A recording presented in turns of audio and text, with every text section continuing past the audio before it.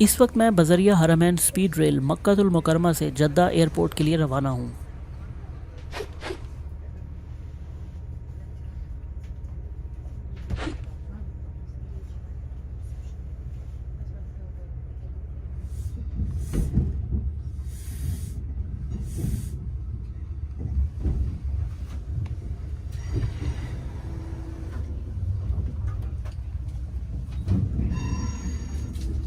ضيوفنا الكرام، نستمع الآن إلى دعاء السفر، وهو من الأدعية التي كان يدعو بها رسول الله صلى الله عليه وسلم عند سفره. Dear guests, you will now hear a supplication in which Prophet Muhammad, peace be upon him, recited upon his travels.